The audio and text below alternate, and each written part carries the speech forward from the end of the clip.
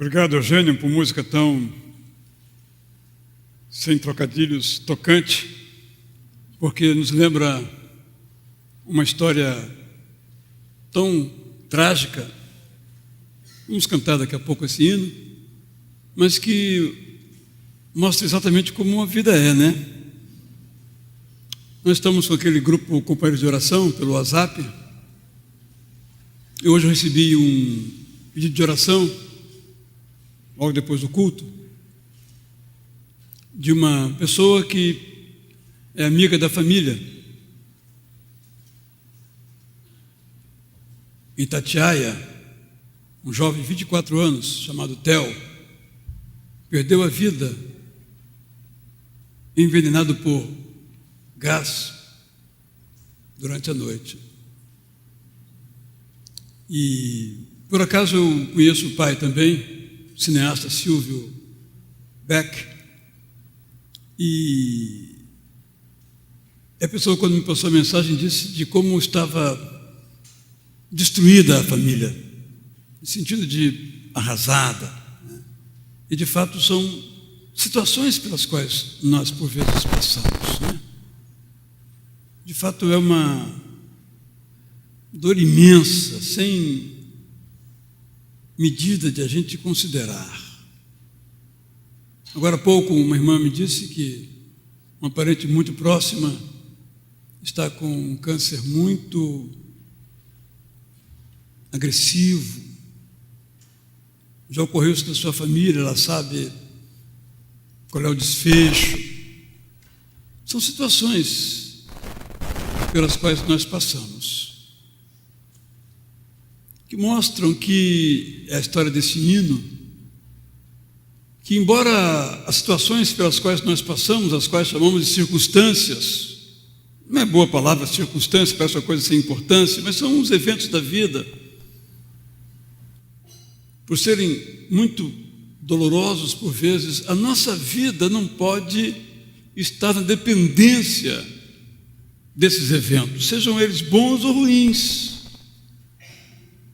Nós gostaríamos, falei isso pela manhã, de que estivéssemos protegidos contra qualquer tipo de mal. E algumas religiões prometem isso, até fazem, infelizmente, dinheiro com isso. Mas o que nós podemos dizer, eu sempre repito isso, é que no sol ou na chuva, no sentido de na alegria, na tristeza, nas coisas boas, nas coisas ruins, nós não estamos sozinhos.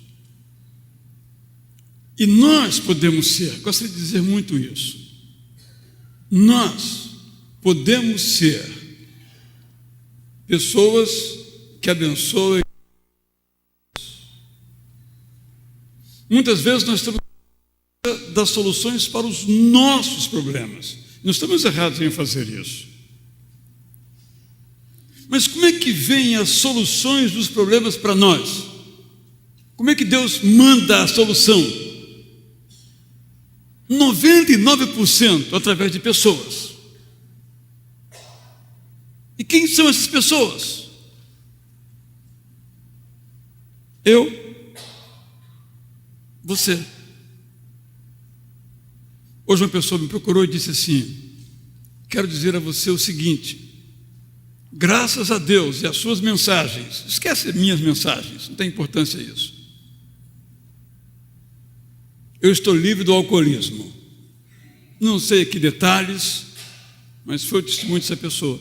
Isto é, alguém foi um instrumento de Deus na vida dessa pessoa. Então, nós podemos ser instrumentos de Deus na vida das pessoas.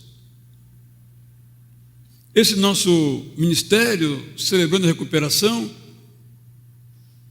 é, na verdade, a história de pessoas que querem ajudar pessoas.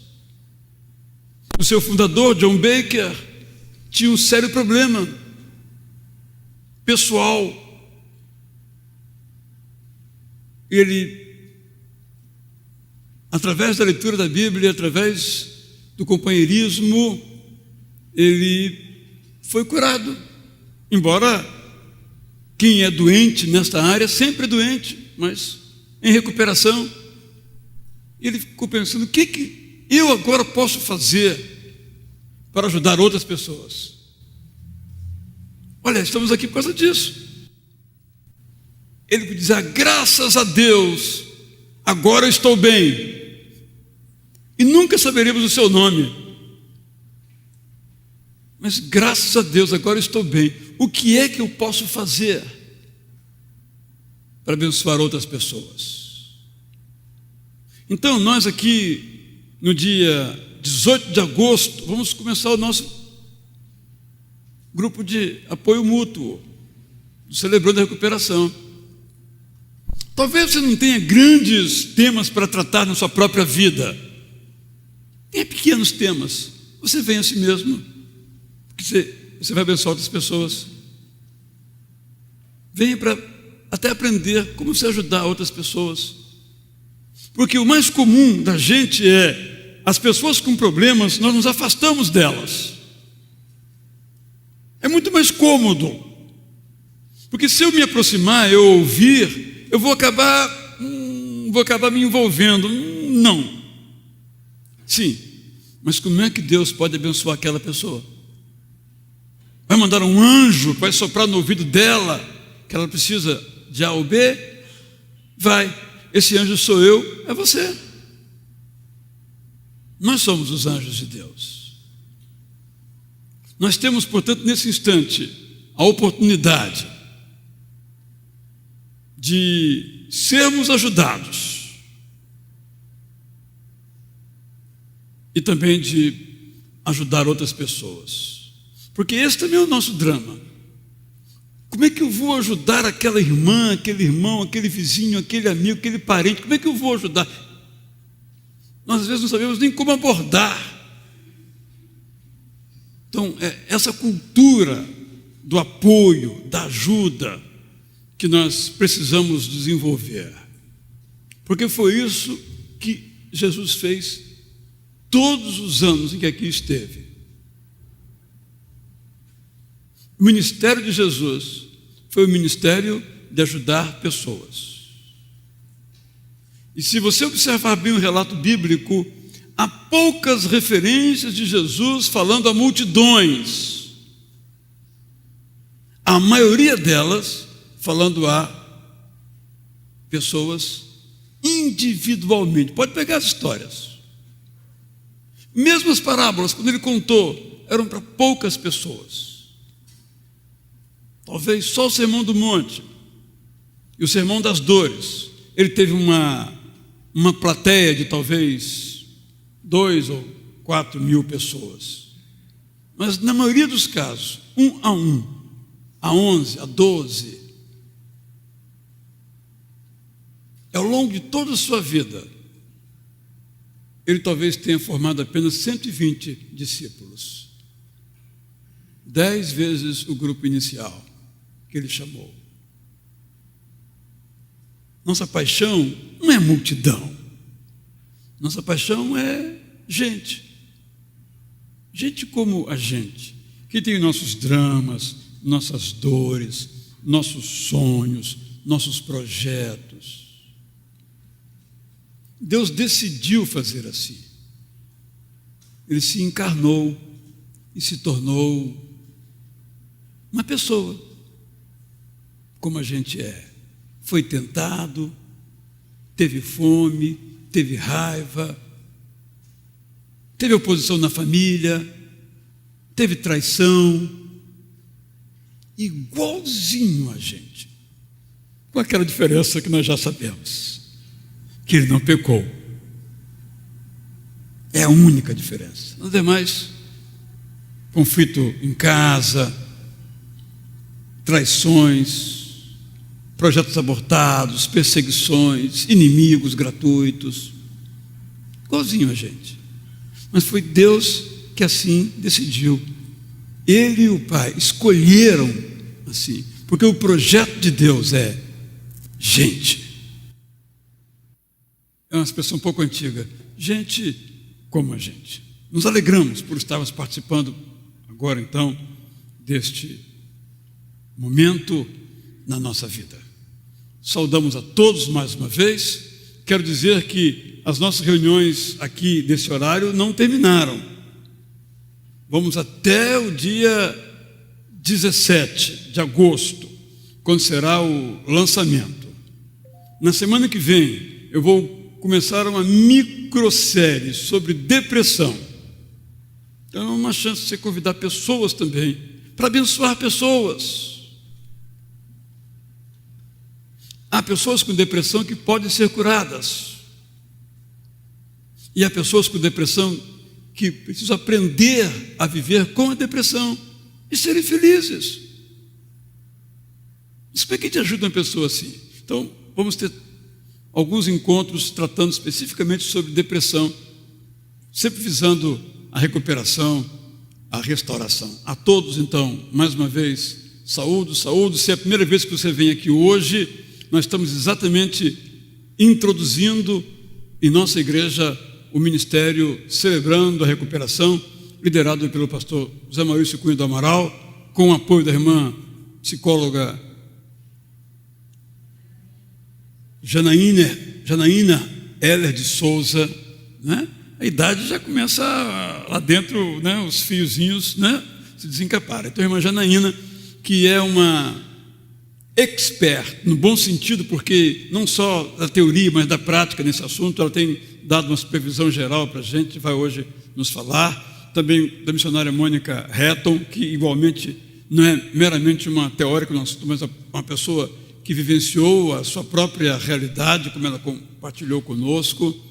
Hoje temos algumas pessoas lá da sua igreja, né, Janaína? Fiquem em pé os que vieram acompanhar a pastora, não é isso? Ah, que bom, obrigado, Ale, um bom grupo, né? Pode dizer, depois se ela falar direitinho, vocês falam que ela falou bem. Se ela não falar bem, vocês falam que ela falou bem a si mesmo. Aí depois entra no grupo para aprender a não mentir, tá bom? Obrigado, muito obrigado mesmo, o apoio de vocês tem sido indispensável para nós. Então, nesse sentido, logo após a música aqui instrumental, o pastor Zé Maurício dará sequência ao culto com a participação aqui da banda dos grupos familiares.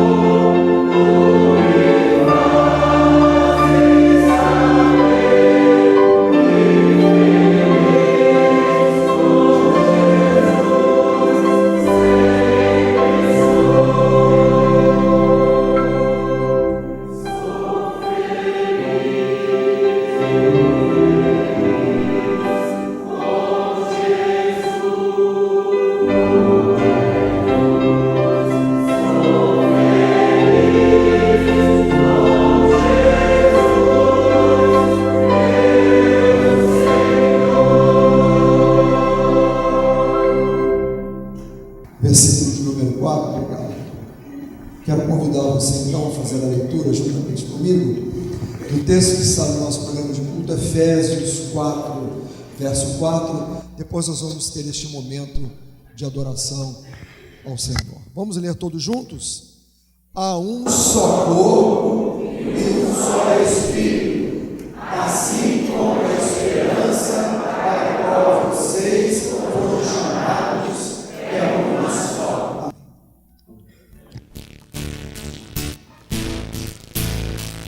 Vamos louvar o nosso Deus. Eu te louvarei, te glorificarei.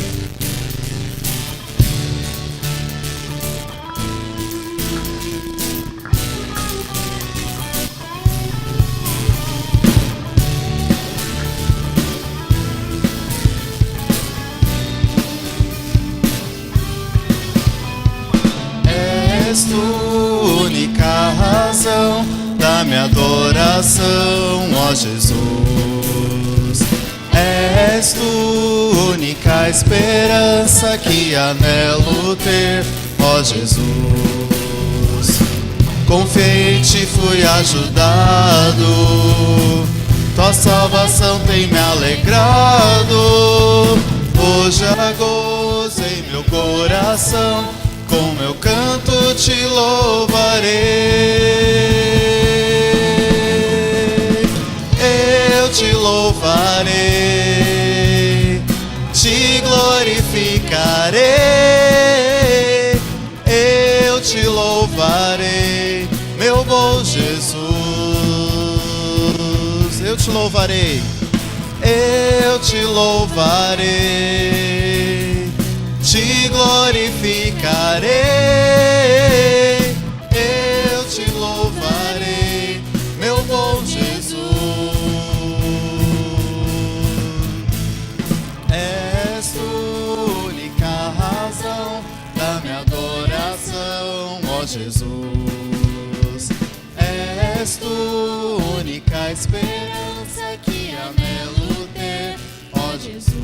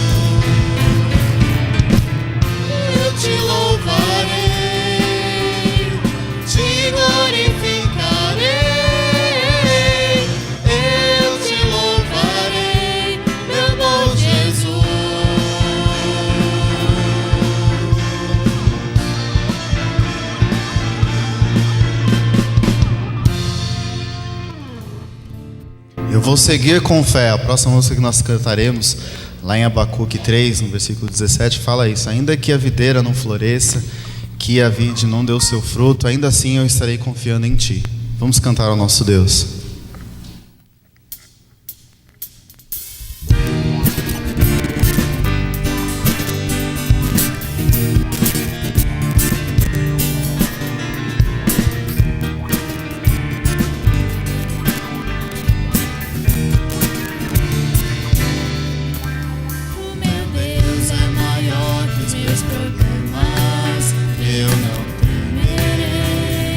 Com Jesus eu vou além, ainda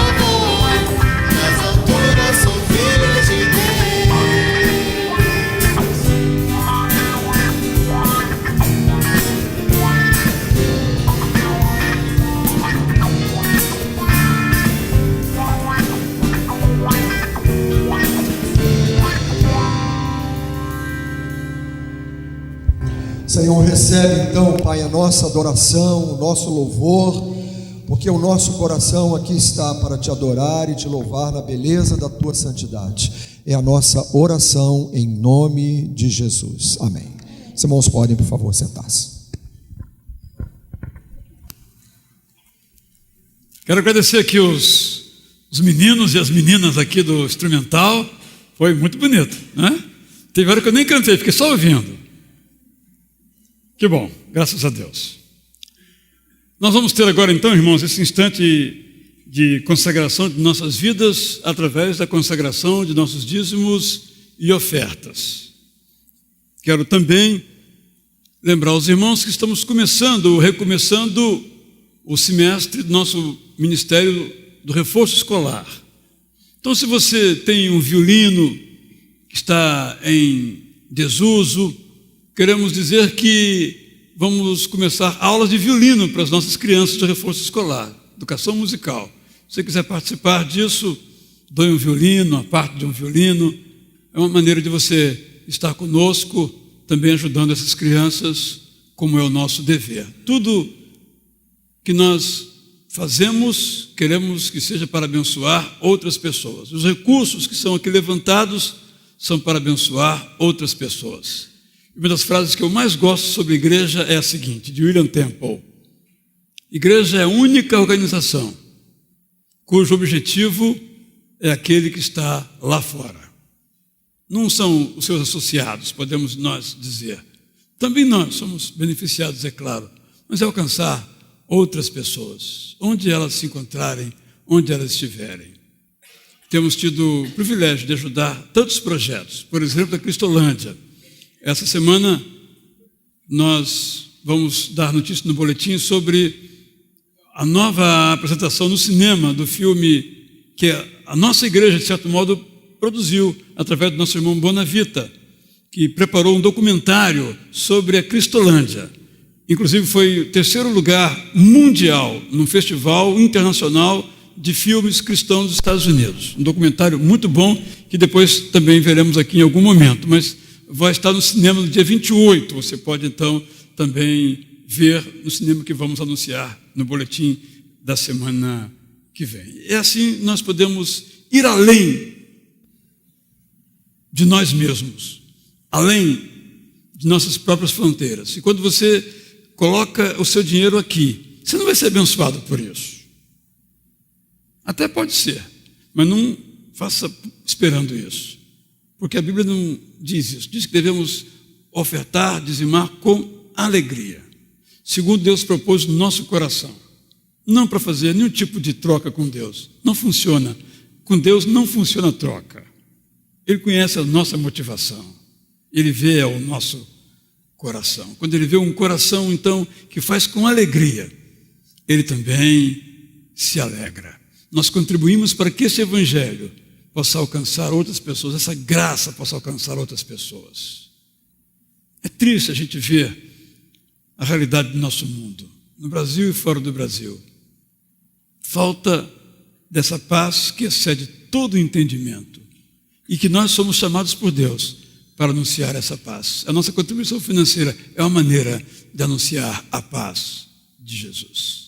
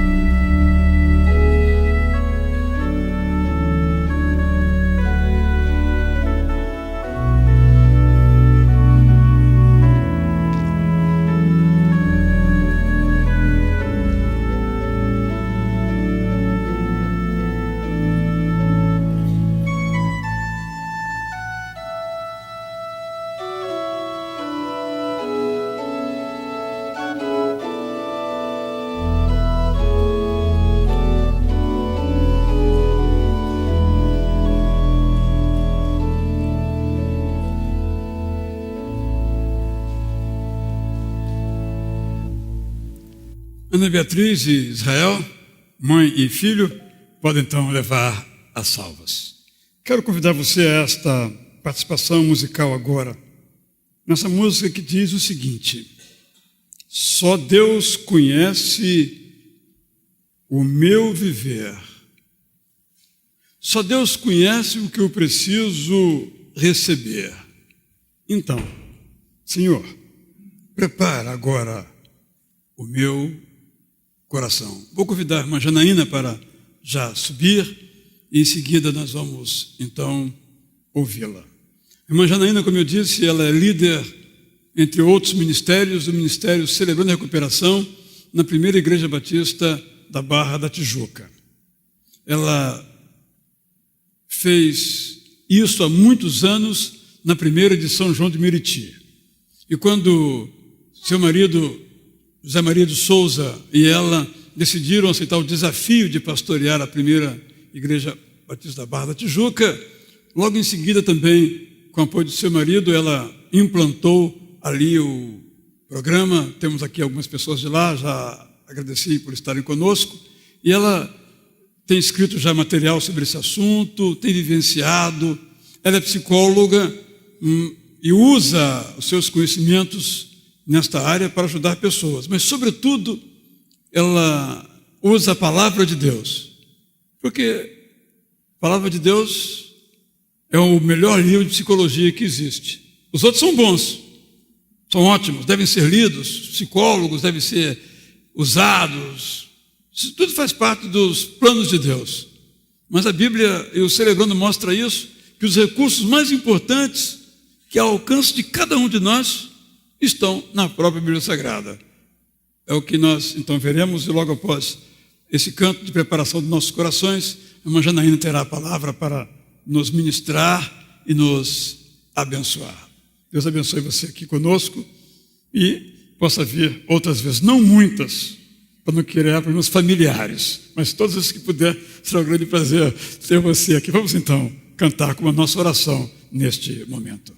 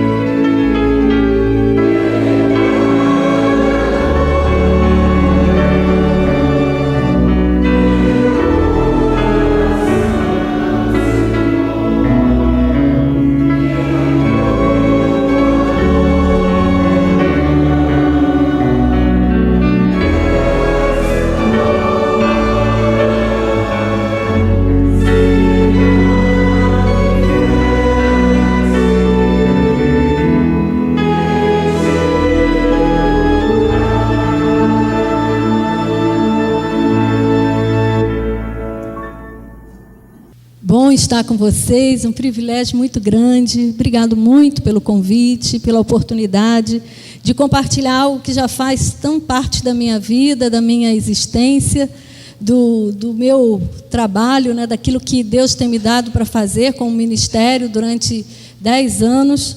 Tem sido a entrega da minha vida, os meus estudos, o meu dia a dia, os meus compartilhamentos ali em toda a semana com as pessoas individualmente, ou também dentro do grupo, celebrando a recuperação.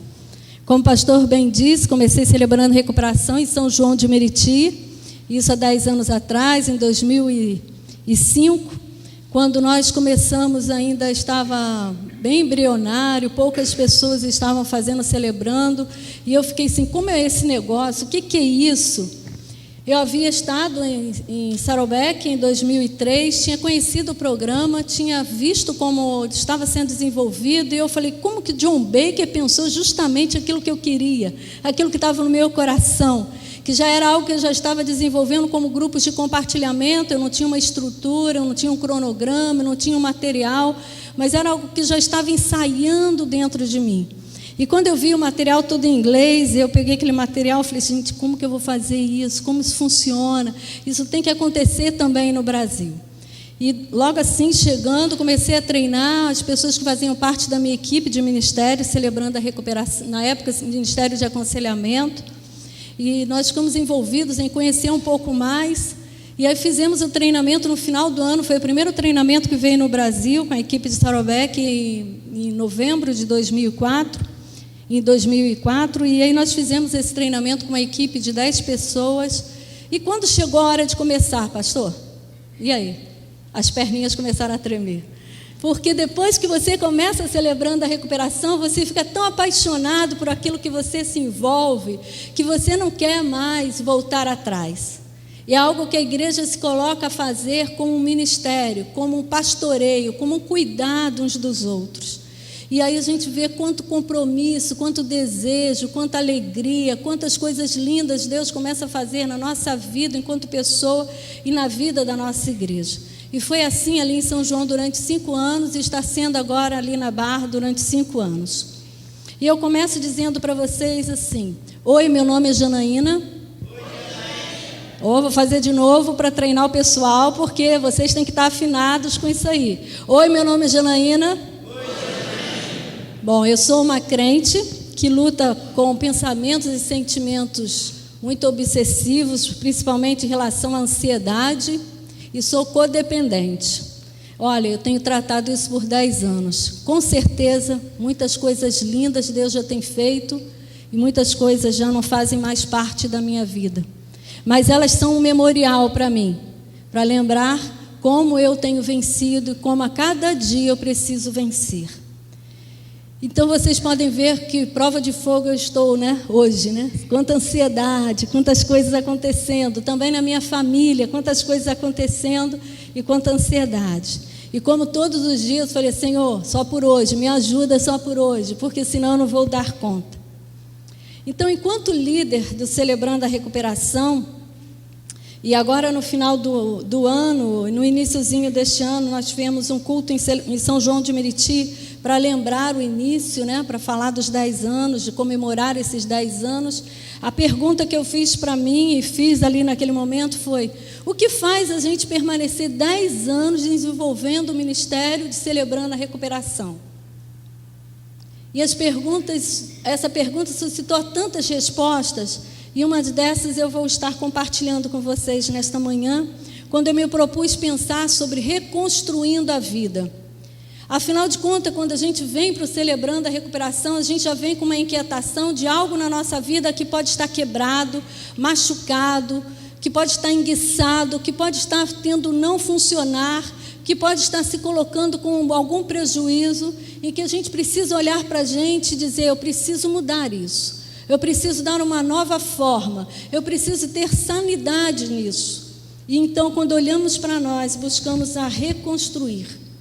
Mas a reconstrução muitas vezes não é nada fácil. Não sei quanto a vocês, mas eu vivi numa casa que estava em profundas reconstruções a cada ano. Eu nasci de uma família muito pobre. Meu pai e minha mãe eram muito jovens quando eu nasci. Minha mãe tinha apenas 16 anos, meu pai 23 anos. Eles eram jovenzinhos que estavam começando a vida do zero. morava no canto do cemitério em Petrópolis. Alguém sabe o que é isso? Oba! Alguma petropolitana ali sabe o que é. Então, eles eram bem pobrezinhos. Ele era um soldado do Corpo de Bombeiros. E ele, então, conheceu a minha mãe, que eu vou compartilhar um pouquinho, se der tempo, quando eu for falar do inventário. E ele conheceu a minha mãe de um momento bem diferente. E eles foram morar juntos no canto do cemitério. E lá ela engravidou de mim. E logo eu vinha nascer. E ela, então, com muitas habilidades, ela costurou um colchãozinho de morim para mim, com capim cidreira, e ela arranjou uma caixinha e colocou ali aquele colchãozinho, e ali eu fiquei bem acomodada. E quando ela compartilhou isso comigo, há alguns poucos anos, essa forma de compartilhar comigo a história dela, ela falou isso chorando, com pesar, e eu falei para ela: mãe, quem é que tem colchãozinho de capim cidreira, né? Quem? Eu tive esse privilégio, olha que beleza. E aí, quando estávamos nascendo ali naquela casa, tão humildezinha, meu pai conseguiu comprar um terreno no outro bairro, em Petrópolis, no Alga Castrioto. Ele começou a construir a pequena casa. Essa casa era no Morreba. Petrópolis só tem Morreba, então nós morávamos no Morreba. E lá no Morreba tinha uma casinha que estava sendo construída na beira da rua, e ele fez, então, começou a fazer sobre pelotis. Lá de baixo ele construiu 3 cômodos. Desses 3 cômodos, passou algum tempo, ele juntou dinheiro, ele conseguiu fazer mais 2 cômodos para trás. E aí ele começou a fazer cômodos para baixo, mais para baixo, mais para baixo. Então tem 3 andares a casa que meu pai construiu, uma em cima, depois um embaixo, outro embaixo, e embaixo de tudo tinha um porão, onde meus filhos, quando eram pequenos, brincavam junto com os primos. Eles tinham tudo que eles queriam ali para brincar, era uma festa. E nessa construção, então, foram tantas mudanças. Onde era quarto virou sala, onde era sala virou quarto, onde era cozinha virou sala. E à medida que eu fui crescendo, as coisas foram se transformando e reconstruindo. E quando eu saí de casa, a casa tinha um formato. Ainda meu pai conseguiu construir ainda por muitos anos. Eles fizeram agora 50 anos, agora há 5 anos atrás eles fizeram 50 anos de casados. E aí sim, eles começaram a olhar e falar: acho bom a gente parar de construir, né? Quando eu fui para essa casa, eu tinha apenas 7 anos, e eles estavam então construindo até eu sair de casa, quando eu vim estudar aqui no Ibra, e logo depois me casei, e nunca mais retornei para morar em casa, só para visitar, para estar lá com eles, e sempre a casa estava em mudança. Mas como era difícil poder ver que a cada semana eles tinham umas expectativas de que alguma coisa pudesse acontecer, mas não acontecia. Uma parede que precisava ser quebrada, um chão que precisava ser mudado. E o meu pai foi fazendo isso da forma como eu dava, sem nenhum planejamento. O que aconteceu? Essa casa se tornou uma casa como um labirinto, com escadas de um lado, escada do outro, com 6 quartos em cima, 2 quartos embaixo, um para ele e minha mãe, uma cozinha num lugar, outra cozinha no outro, tinha um lavabo no outro lugar, tinha uma sala. Sei que ficou um negócio doido. E ele tinha expectativa que os filhos em algum dia fossem morar com eles. O que aconteceu por um tempo, quando a minha irmã precisou morar com ele 3 anos. Depois ela saindo, essa casa monstruosa ficou com eles. E aí, aos poucos, eles foram percebendo como era difícil para eles manter uma casa desse tamanho.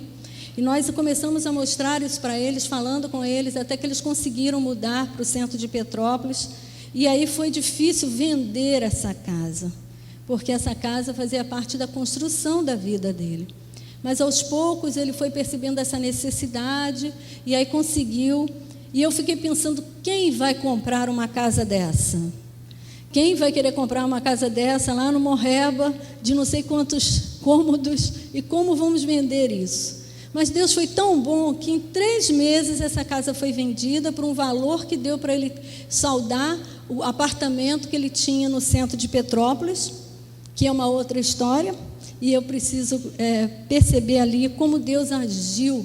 E quando nós entramos nesse grande apartamento que eles estão, com 4 quartos, todo de tábua corrida, tão confortável para eles, eu pude só agradecer a Deus, como Deus estava dando a eles essa oportunidade de estar num lugar que eles pudessem passar agora esse período da vida deles.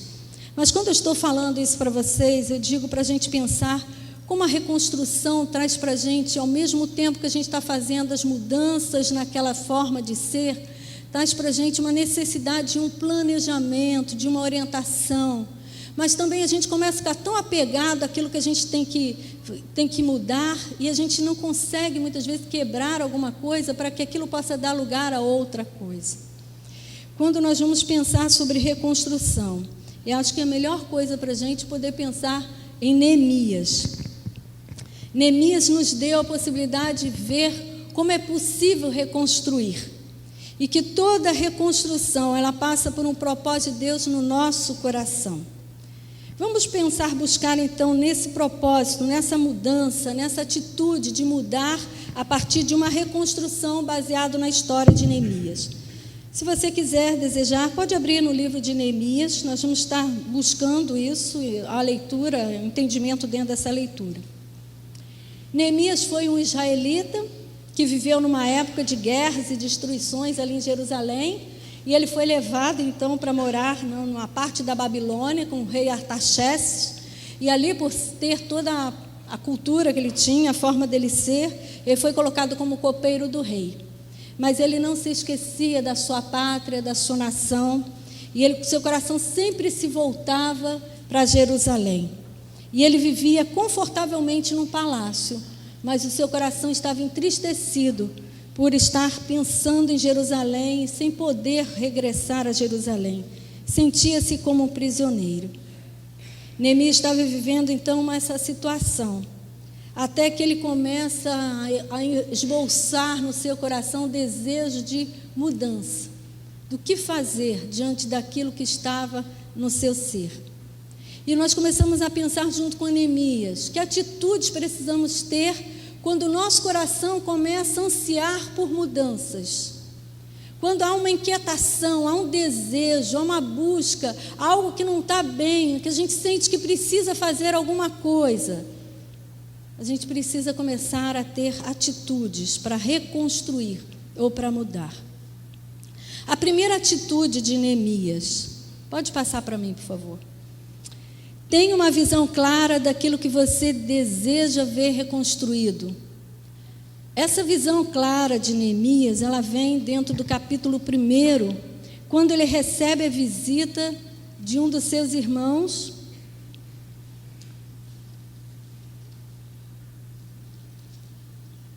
E ali ele lhe dá uma instrução sobre como estava a cidade.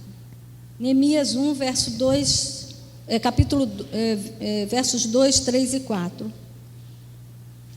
Anani, um dos meus irmãos, chegou de Judá com um grupo de outros judeus. Então eu pedi notícias da cidade de Jerusalém. Isso quer dizer que ele queria saber o que estava acontecendo com Jerusalém e sobre os outros judeus. Então eu pedi que ele me dissesse. Então os judeus que haviam voltado do cativeiro da Babilônia. Eles me contaram que aqueles que não tinham morrido e haviam voltado para a província de Judá estavam passando por grandes dificuldades. Contaram também que os estrangeiros que moravam ali por perto os desprezavam. Disseram finalmente que as muralhas de Jerusalém ainda estavam caídas e que os portões que haviam sido queimados ainda não tinham sido consertados. Quando ouvi isso, eu me sentei e chorei. Durante alguns dias eu fiquei chorando e não comi nada e fiz a Deus uma oração.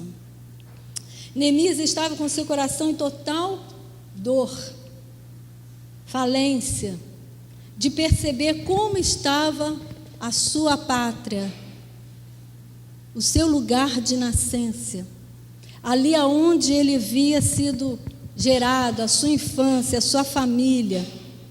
Neemias não podia suportar esta notícia, ainda que outros lhe dessem essa notícia, sem ter tanta dor assim, para ele era demais. Ele sentou, chorou, se lamentou, muitos dias sem comer, e colocando seu coração diante de Deus. Com certeza, em seu pensar, havia todo um desejo, um desespero, misturado com um sentimento de perda, de saudade, em que ele olhava para aquilo que ele já havia vivido e agora olha para como está. E ele chora, ele se lamenta, e ele percebe o que se tornou Jerusalém. Nós o encontramos nesse tempo, jejuando e orando perante Deus, e assim ele vai vivendo no capítulo 1. Muitos de nós talvez tenhamos passado diante da vida com um sentimento de pesar pelas nossas escolhas, ou por uma consequência indesejada, pelas circunstâncias ou os fatos da vida que vieram sobre nós, que nós não esperávamos, um sintoma que começa a ser desenvolvido, um sentimento doentio que tem lá na alma, que começa a brotar em nós, nos nossos relacionamentos. Nós temos percebido algumas coisas que não nos agradam, que nos fazem sentir tanta dor e incompreensão diante da vida, diante da nossa história, diante de outras pessoas, diante daquilo que vem sobre nós. Começamos a nos sentir incomodados, e talvez isso nos leve a lamentar, a chorar, até ficar sem comer ou a adoecer. Mas começamos agora a olhar para nós e pensar que talvez diante disso haja uma saída. Tendo uma visão clara de como nós estamos e percebendo que não podemos ficar assim, precisamos lançar mão de uma saída, o nosso olhar possa ir diante de Deus. Podemos partir do pensamento de muitos questionamentos, talvez até fechar a nossa mente para que hajam soluções. E olhar agora e perceber como estava a nossa vida antes de tudo desmoronar, antes do muro cair, antes de as coisas queimarem, antes das consequências virem, como era a minha vida. E como eu posso reconstruir aquilo que um dia foi bom? Como eu posso reconstruir aquilo que agora está deteriorado? Quando nós começamos a olhar para nós e podemos ver e ter uma visão clara de como está a nossa vida, aí nós podemos começar o processo de reconstrução.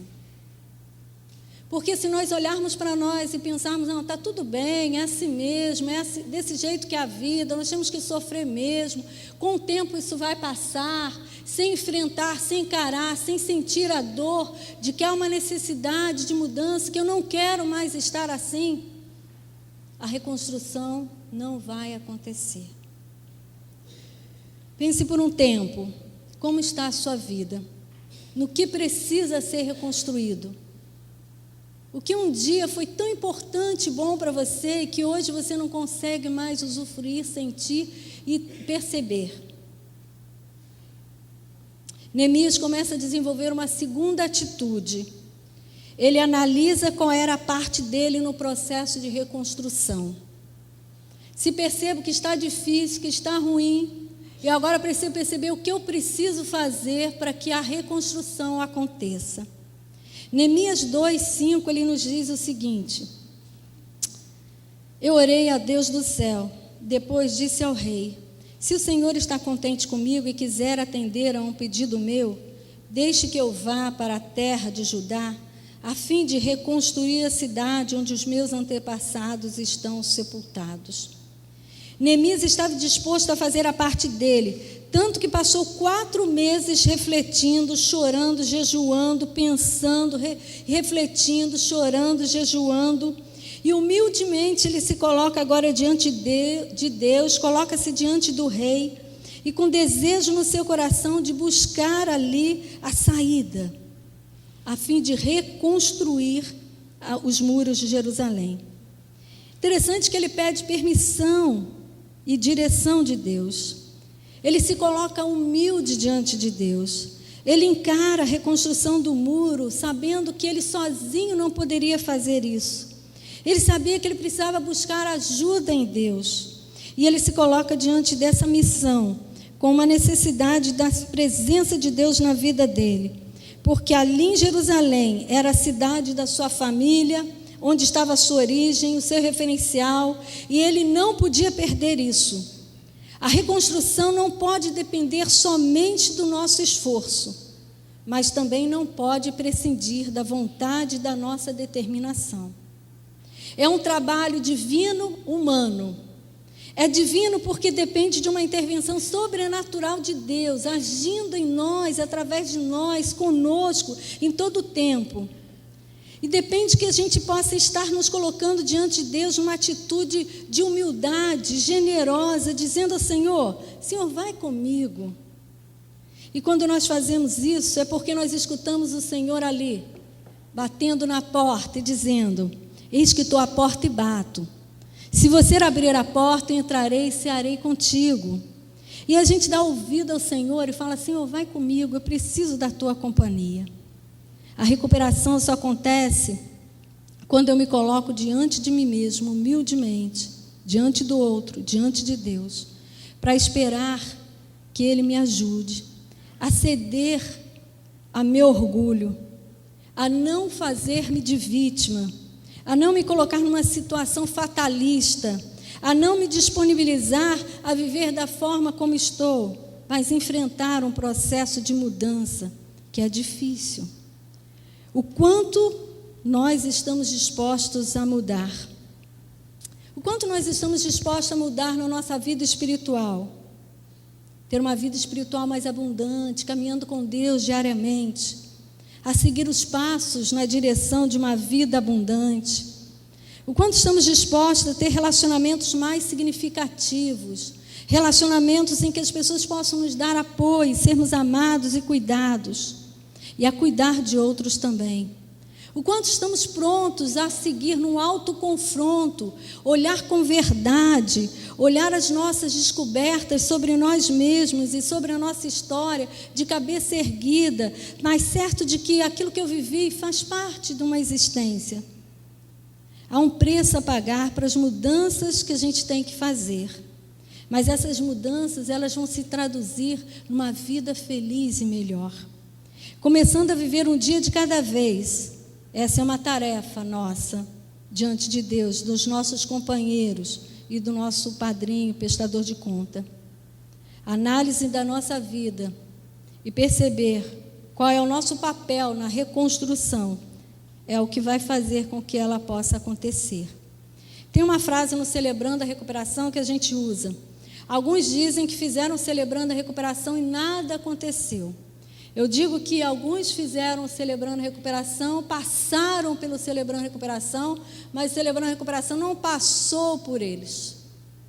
Você tem que permitir que as palavras de Deus, os ensinamentos, os princípios, as ações dos companheiros, o ouvir, o se dedicarem, o prestar-se ao outro, aconteça na sua vida. E as mudanças aos poucos vão acontecendo. A terceira atitude que é preciso para que haja reconstrução, coloque tudo diante de Deus em oração. O tempo todo Neemias estava se colocando diante de Deus em oração. Desde o momento que ele tem a notícia da destruição do muro, depois no capítulo, vai seguindo ele falando sobre isso, no capítulo 2 ele fala sobre como ele se coloca diante de Deus, e depois ele segue, ele vai dizendo de que quando ele coloca-se diante do Senhor e dizendo como ele estava pronto a que Deus trabalhasse nele, porque ele percebia que ele havia pecado, a nação havia pecado, e que o pecado deles fazia separação entre aquilo que Deus queria realizar na vida dele. Neemias processou esse quadro de assolação o tempo todo em oração. Foi a força, foi o mover, foi a alegria, foi o impulso para seguir adiante. A oração é esse recurso imediato. É o que nós podemos fazer quando tudo cai, quando nada conseguimos, quando nos sentimos insuficientes, impotentes, totalmente sem condições. Temos que nos render, nos colocar diante do Senhor, Senhor, eu não consigo, eu não dou conta. A minha vida eu não tenho conseguido. Tenho tentado fazer controlar a vida de outros, fazer as coisas acontecerem, mas eu não estou conseguindo. A oração ela vai começar a revelar o nosso coração, revelar o orgulho, o egoísmo, revelar a falha de caráter, revelar o quanto nós ansiamos por Deus, o quanto nós queremos dirigir as ações de Deus, o quanto nós esperamos por Deus e o quanto nós queremos e pedimos a Deus que Ele seja conosco. Demonstramos o que sabemos sobre Deus quando nós estamos orando. Demonstramos o que nós buscamos em Deus quando nós estamos orando. E quando nós buscamos a recuperação, a oração é um recurso para todo o tempo, todos os dias, todos os momentos. Ao se levantar, Senhor, eu não consigo viver esse dia se o Senhor não for comigo. E ao me deitar, dizer, Senhor, obrigado, estou limpa só por hoje. Ou então, Senhor, foi muito difícil, eu não consegui. Mas eu sei que o Senhor pode me limpar, me purificar e me dar forças para prosseguir no dia de amanhã. A oração é esse recurso que faz com que a gente possa sentir o sobrenatural à nossa disposição, nos movendo para dar um passo a mais, a fazer algo que a gente não conseguiria fazer sozinho, a vencer o nosso orgulho, a vencer o medo, a vencer a desilusão, um trauma, uma dor, uma perda, que nós não conseguiríamos fazer isso com as nossas próprias forças. Se não fosse a ação de Deus, através do Espírito dele, movendo o nosso coração, nesse tempo de oração, nesse momento de estarmos com o outro, que ore por nós, que nos apoia, esse tempo de oração faz com que a reconstrução faça todo sentido. A você que está buscando a recuperação, a reconstrução da sua vida, empenhe-se no seu momento de oração. A oração que você vai precisar fazer, ela começa com humildade, com adoração. O que Deus pode fazer por você para que você tenha uma vida ministerial frutífera?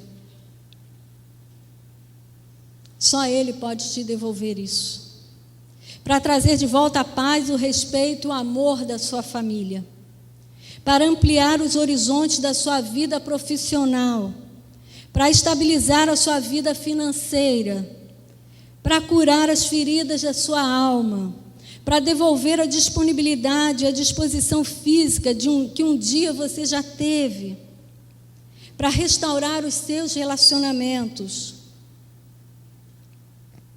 Isso nós buscamos e podemos começar a ter através da oração. Nesse momento de dor e pesar, a primeira coisa que Neemias faz, jejuar e se colocar diante do seu Deus. E agora se sente fortalecido para começar uma grande batalha diante da reconstrução deste muro. A quarta atitude de Neemias, ele foi fazer uma verificação de como as coisas estavam. Neemias chega no capítulo 2, verso 13, ele nos diz assim: eu orei ao Deus do céu, e depois disse ao rei: se o Senhor está contente comigo, deixe que eu vá à terra, a reconstruir a cidade onde os meus antepassados estão sepultados. E depois, no capítulo 3, ele começa a reconstrução das muralhas, e ele vai reconduzindo aquilo de uma forma bem clara. Mas antes mesmo, no capítulo 2, ainda no versículos 11, 12 e 13, ele vai falando: eu me levantei na noite e saí junto com alguns dos meus companheiros. Só levei um animal e um jumento que eu montava. Era a noite quando eu saí. E saí e fui examinando as muralhas da cidade que haviam sido derrubadas e os portões que haviam sido destruídos pelo fogo. E aí, seguindo no versículo 17, vejam como é difícil a nossa situação. A cidade de Jerusalém está em ruínas e os portões foram destruídos. E aí ele dá uma frase que impulsionou o seu coração de todos: vamos construir de novo as muralhas da cidade e acabar com essa vergonha. Essa atitude de Neemias foi crucial para que a recuperação acontecesse, ele pudesse envolver todos aqueles daquela cidade nessa reconstrução. Ele olhou aquilo tudo e ele não ficou desanimado, ele não ficou prostrado, ele não ficou em depressão, ele não ficou com medo, talvez com um sentimento de dificuldade para lidar com aquela situação, mas nós vamos acabar com esta vergonha.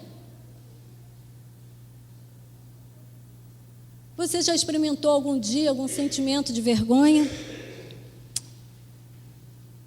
Talvez o sentimento de vergonha seja o sentimento mais repugnante, que traga para a gente maior inconformidade, um sentimento que nenhum de nós gostaria de viver ou passar em algum momento da vida.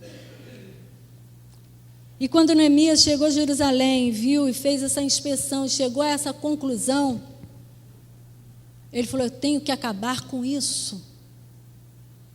Chega um momento na vida da gente que a gente olha para a história da gente, ou para o momento que a gente está vivendo, ou para a circunstância pela qual a gente está envolvida, que a gente tem que falar: chega,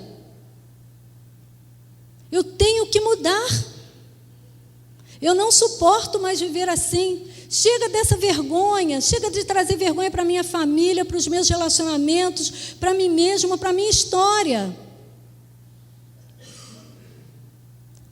Cada um de nós precisa dar uma olhada sincera para a sua história. Fazer esse inventário espiritual que é proposto no Celebrando a Recuperação é um tempo de reconhecer como está a nossa vida. É tempo de admitir o que precisa ser mudado, reparado, reconstruído. É um tempo em que a gente olha para a nossa história através dos ciclos da nossa vida, que começa na nossa infância, na nossa adolescência, na nossa juventude, e a gente vai olhando para a nossa história para ver pontos positivos e pontos negativos. Coisas que nós fizemos, que nós não nos agradamos delas, e coisas também pelas quais fizeram conosco, que nós permitimos que fizesse. Coisa que nós não queremos mais viver, que nós não queremos mais permitir diante da nossa história.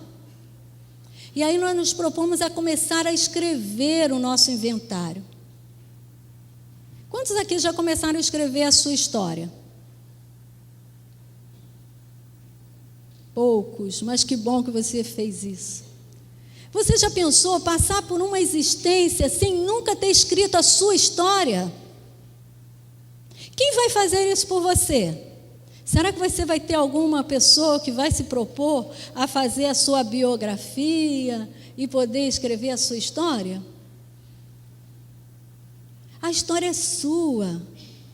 O dia que você nasceu, a família em que você nasceu, as dificuldades daquele tempo, as alegrias, as circunstâncias, o que moveram seus pais a estarem no lugar onde eles estavam, aonde eles serviam, como eles trabalhavam. Você já percebeu a riqueza que você tem na sua história? Eu fico maravilhada com a história de cada um de nós.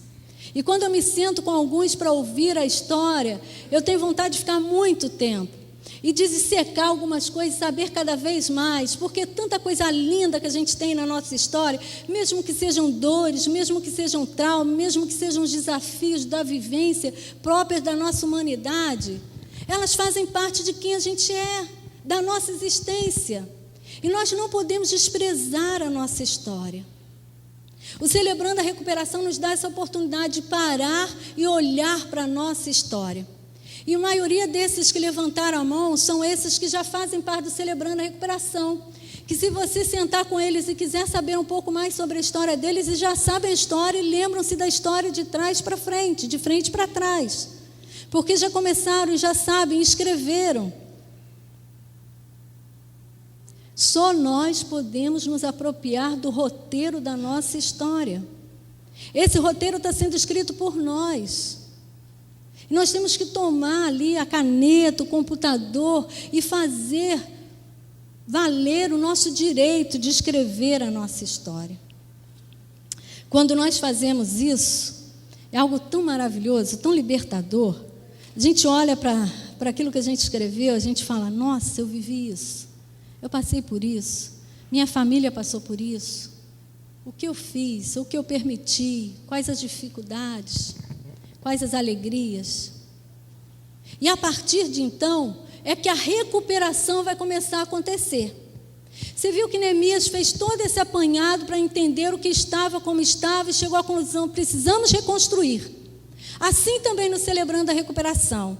Quando a gente faz o quarto passo, a gente escreve a nossa história, faz o nosso inventário e fala: opa, agora começou a minha recuperação.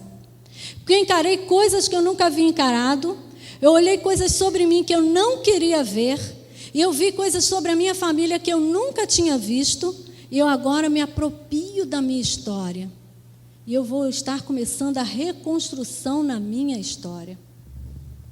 Tão interessante poder compartilhar isso para vocês, que eu vivenciei isso de uma forma tão clara. Eu não posso falar muito, o tempo não permite. A minha mãe, depois de fazer Celebrando a Recuperação, 6 anos lá em Petrópolis, ela chamou as filhas e as netas para compartilhar o inventário dela. E havia um segredo em família que ela nunca tinha compartilhado. E eu ficava sempre me intrigada como ela e meu pai se conheceram, e como ela foi parar lá em Petrópolis. Ela era do interior de Minas, e havia uns lacres, assim, uns lápis na história que eu não conhecia. Isso a minha mãe com mais de 50 anos de casada. E aí, quando ela senta com a gente, começa a compartilhar o inventário dela, cada frase que ela ia compartilhando, eu estou falando: Senhor, glorificado seja o teu nome. Como o Senhor trouxe uma menina de 14 anos do interior de Minas Gerais, fugida da sua família por causa da pobreza, se emprenhou num grupo de ciganos e passou 1 ano com ciganos até juntar dinheiro lendo mão. Ela foi criada numa família presbiteriana, ela sabia que aquilo ali era infundado, mas ela falou: é a forma de sobreviver. Ela começou a ler mãos, uma moça muito bonita.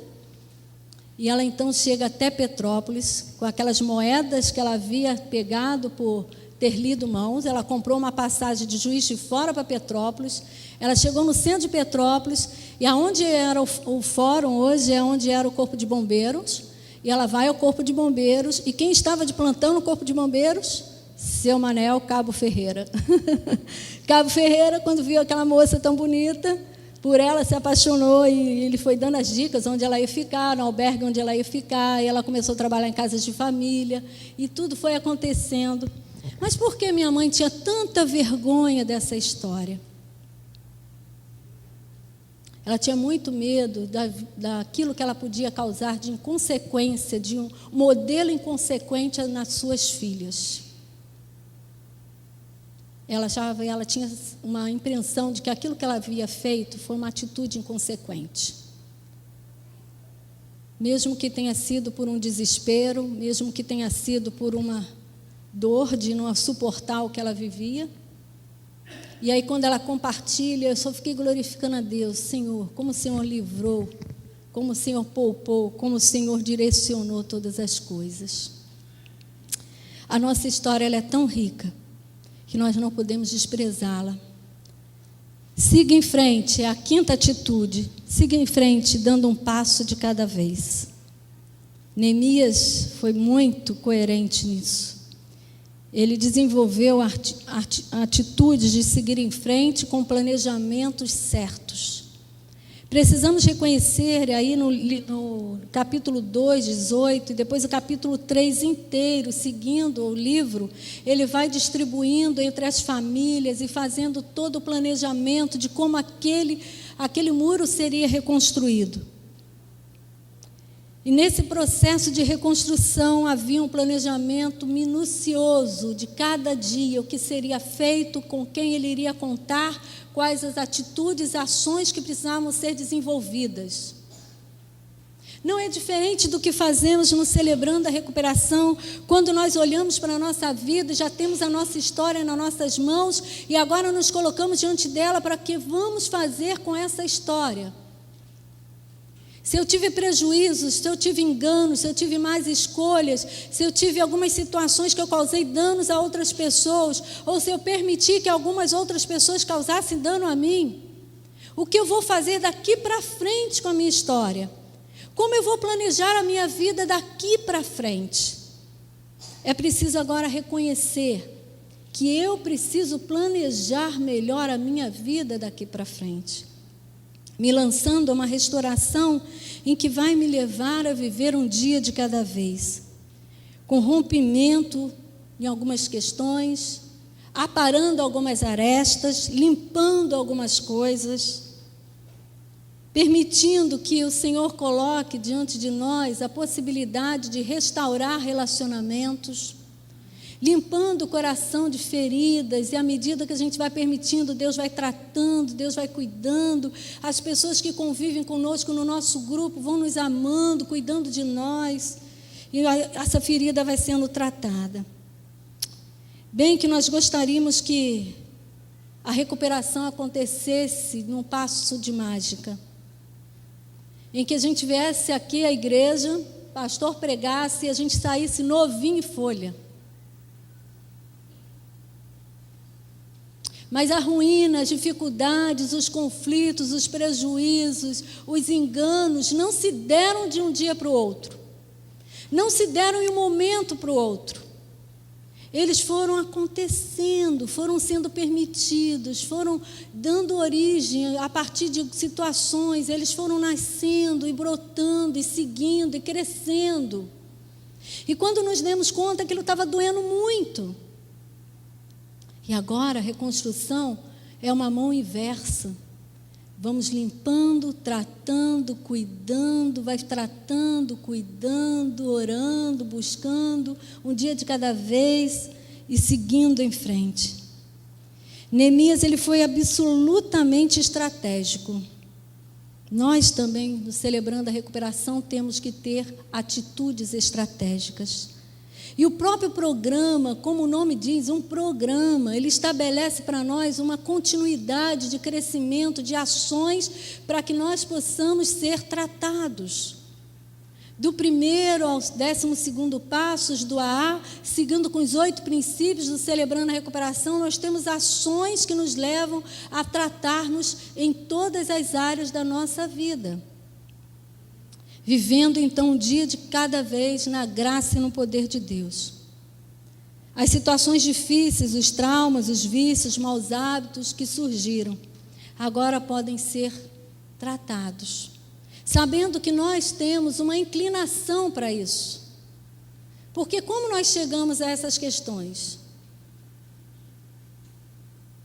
Nós temos uma inclinação.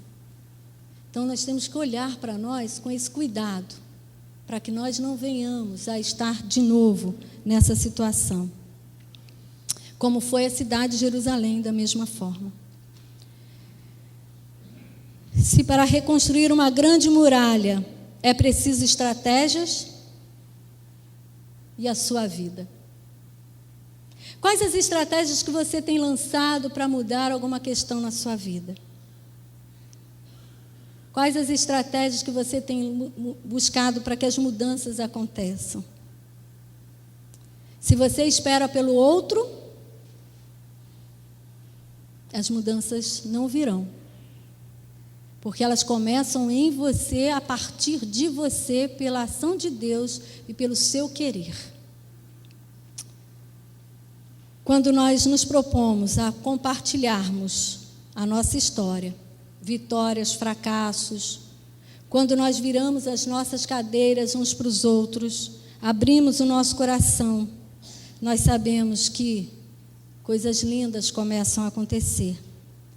Neemias motivou, mobilizou centenas, dezenas, milhares de homens, pobres, ricos, sacerdotes, comerciantes, agricultores, todos que estavam ali. Ninguém ficou de fora. Crianças, adultos, mulheres, todos seguiram numa direção em prol da sua reconstrução, da reconstrução dos muros daquela cidade. Assim é conosco também. Todos nós precisamos de recuperação. Não há aquele que nós possamos dizer, essa pessoa é santa demais, ou essa pessoa tem conhecimento demais, ou essa pessoa já não tem mais jeito para ela, ou essa pessoa não precisa porque ela está com a vida super organizada. Todos nós, em alguma área da nossa vida, precisamos de recuperação. A recuperação é para todos. Ela é colocada para todos nós. Ninguém está excluído. Todos nós temos essa oportunidade, a oportunidade de sermos reconstruídos pela ação de Deus na nossa vida. Sabe por quê? Você sabe por quê? Porque não existe ninguém perfeito. Se nós fôssemos perfeitos, talvez você não estaria aqui. Ou melhor, no Celebrando Recuperação nós temos essa frase: proibida a entrada de pessoas perfeitas. Porque se você julga que não tem dificuldade alguma que precisa ser tratada diante da sua história, então não faz sentido a recuperação para você. Mas se você sabe que na sua história há algo na sua vida que precisa ser tratado, bem-vindo à reconstrução da sua vida. Concluindo, desde o primeiro passo em direção à reconstrução, até o 12º, até o 8º princípio, nós sabemos que nós precisamos considerar que, em primeiro momento, eu não sou Deus, eu não dou conta. Há situações na minha vida que estão em ruínas, eu preciso reconstruir. E olhar para mim e ver o que precisa mesmo ser tratado e reconstruído. Colocar nomes, ficar claro, direcionar a reconstrução. Buscar a Deus em favor dessa reconstrução. Em todo o tempo, Deus vai mover os céus para que a sua vida seja recuperada. Não seja espectador da sua história.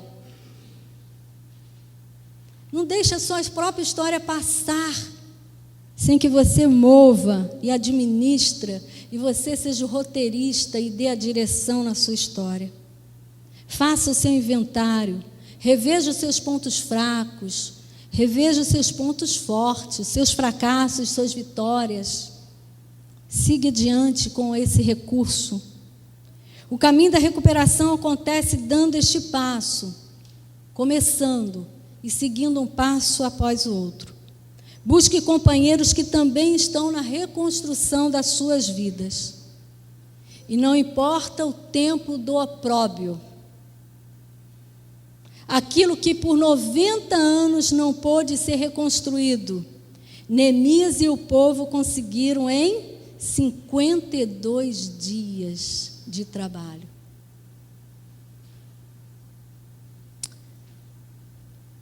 É possível reconstruir. Tenho visto tantas vidas sendo reconstruídas. Aqui mesmo eu tenho muitas pessoas que poderiam dar o testemunho para vocês. E depois, pastor José Maurício, pode convidá-los, que eles podem vir, com certeza, de como Deus tem trabalhado na vida deles e a reconstrução tem acontecido. Casamentos serem reconstruídos. Relacionamentos serem tratados. Traumas sendo tratados. Vícios, dependência, codependências, compulsões sendo tratadas. Nesse tempo, busque a reconstrução na sua vida. Talvez seja tempo de você dizer: chega, eu não quero mais viver assim. Busque a restauração na sua vida para que outros ao seu redor possam ser abençoados pelo seu viver. Deus nos abençoe nesse grande desafio, mas com tantas alegrias no final, porque os frutos, eles são saborosos, mesmo que sejam difíceis de serem descascados, eles são tão saborosos. Que Deus nos abençoe, nos fortaleça nesse tempo tão lindo aqui na igreja, que eu sei que já era um sonho no coração do pastor Israel, e poder ver isso acontecer é muita alegria também para mim, pastor. E o que eu puder fazer para ajudar, estou disponível. Obrigado por essa oportunidade. Nós muito agradecemos mesmo, Janaína. Esperamos ter você aqui. Amém. Outras muitas vezes, pastor, na medida das nossas possibilidades. Muito obrigado. Leve nosso abraço lá à sua igreja, ao nosso amigo José Maria. Vamos orar agora, meu irmão, minha irmã. O texto que temos para ler agora, bastante conhecido em Mateus Gálatas, quem veio no culto da manhã, no primeiro culto, se lembra que eu tentei que os irmãos lessem esse texto erroneamente, porque era do culto da noite, que é aquele convite de Jesus Cristo, não é? Venham a mim, todos os que estão cansados e sobrecarregados, e eu lhes darei descanso. Vamos ler juntos todo esse conjunto, inclusive o dirigente, todos, as três partes. Vamos juntos? Venham a mim, todos os que estão cansados e sobrecarregados, e eu lhes darei descanso. Tomem sobre vós o meu jugo e aprendam de mim, pois sou manso e humilde de coração, e vocês encontrarão descanso para as suas almas, pois o meu jugo é suave e o meu fardo é leve. Levem os fardos pesados uns dos outros, e assim cumpram a lei de Cristo. Vamos cantar agora. É um convite para que você não tenha sobre você mesmo uma só preocupação, porque seria muito para você. Então, é como se Deus falasse a você: olha, é meu, somente meu, todo o trabalho que você acha que é seu. O que você tem que fazer, o seu trabalho, a sua luta é descansar em mim.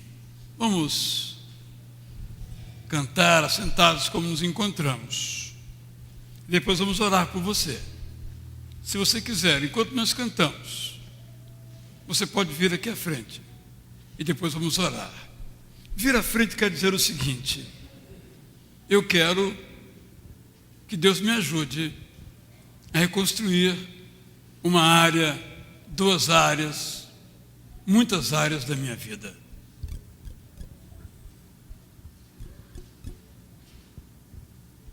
Quando a irmã Janaína falou sobre vergonha, quantas vezes nós deixamos de ser abençoados porque temos vergonha de falar daquilo que nos aconteceu, que fizeram conosco, ou que nós fizemos a outrem. Temos vergonha e guardamos aquilo o resto da vida. Irmãos, é comum as pessoas virem conversar comigo e dizerem assim: eu estou lhe falando que você é pastor e você não vai contar para ninguém. E alguns não vêm, porque não confiam que eu vá guardar aquele segredo, por exemplo. Vergonha. Só que enquanto ficamos envolvidos na vergonha, no sentimento, nós não saímos, não superamos, não vivenciamos a liberdade e a verdade. E eu escrevi um pequeno poeminha enquanto a mensagem era iniciada, em que eu escrevi o seguinte: vem, Senhor, nos abençoar nesse dia, com a Tua palavra aos nossos corações. Que ela nos conforte e console, que ela nos desafie e incomode, para que ela nos molde e sempre dirija as nossas ações.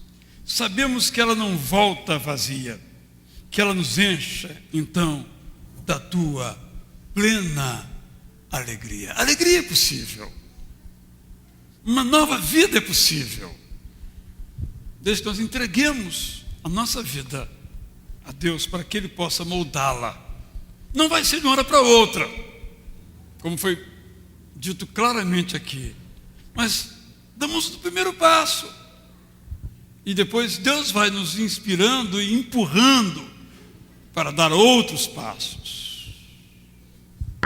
Saia da negação, venha para a afirmação da vida. Enquanto nós cantamos, se você quiser, vem aqui, depois vamos orar por você. É um passo, é um gesto. Eu tenho aqui, inclusive, os convites para a primeira reunião. Após o culto, você pode pegar, preencher, entregar ao pastor Zé Maurício, para a primeira reunião no dia 18 de agosto. Por que tanta antecedência? Estratégias, falou ela. Queremos fazer coisas bem feitas, com muita responsabilidade, porque sabemos que estamos mexendo com histórias, profundas histórias, bonitas e feias.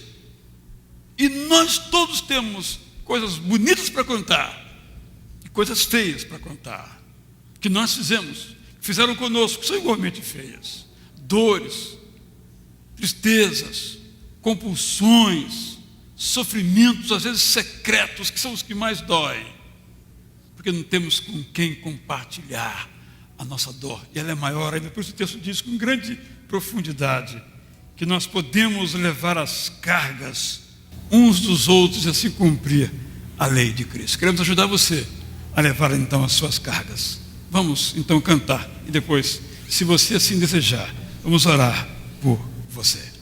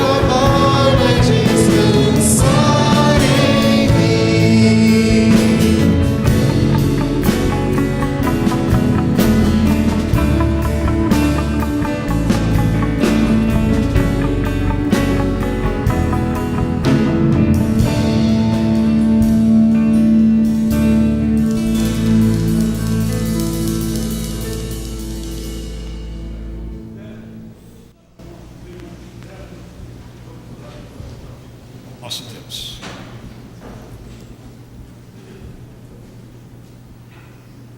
Que Deus é o Senhor. Nos contaram mentiras, o Senhor nos fala a verdade. Estragaram as nossas vidas, o Senhor quer consertar. Que Deus tremendo é o Senhor. Te damos graças porque o Senhor é assim. E Pai, aqui estamos porque precisamos que o Senhor ainda trabalhe nas nossas vidas. O Senhor sabe mais do que a gente mesma. Mas aqui estamos para dizer: Senhor, venha moldar as nossas vidas. Tu nos fizeste para uma vida abundante, e é essa vida que nós queremos. Abençoa-nos, Senhor. Dirija-nos, Senhor. Conduza-nos, Senhor. Nós precisamos do Senhor. Ajuda-nos, Pai, a dar todos os passos, a começar do primeiro, para a nossa restauração, para termos as muralhas de nossas vidas reconstruídas por Ti. Dá-nos pessoas que nos ajudem, companheiros de caminhada, companheiros de jugo, companheiros de recuperação, de restauração.